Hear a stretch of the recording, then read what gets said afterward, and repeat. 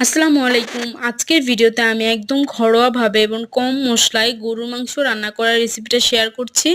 তো এখানে আমি হাফ কেজি পরিমাণ গরুর মাংস নিয়ে নিয়েছি, আর এর মধ্যে দিয়ে দিচ্ছি পরিমাণ মতো পেঁয়াজ কুচি। আর এখানে আমি আস্ত 3 থেকে 4টি রসুনও দিয়ে নিয়েছিলাম। গরুর মাংসে আস্ত রসুন দিয়ে খেয়ে দেখবেন, অনেক ভালো লাগে খেতে। এরপর এর মধ্যে এক এক করে মশলাগুলো দিয়ে দিচ্ছি। প্রথমে দিয়ে দিলাম 1 টেবিল চামচ পরিমাণ ধনিয়ার গুঁড়ো, এরপর দিয়ে দিলাম 1 টেবিল চামচ পরিমাণ হলুদের গুঁড়ো, এরপর দিয়ে দিচ্ছি 3 টেবিল চামচ পরিমাণ শুকনো মরিচের গুঁড়ো।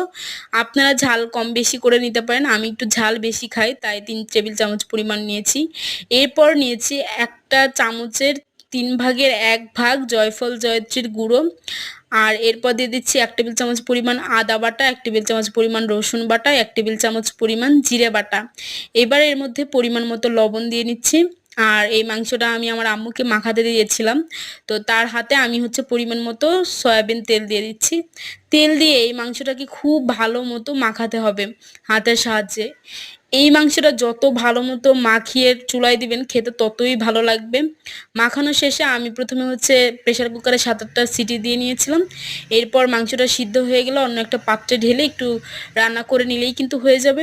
গরুর মাংস এত মজার একটা খাবার, অবশ্যই একবার ট্রাই করে দেখবেন এইভাবে, খেতে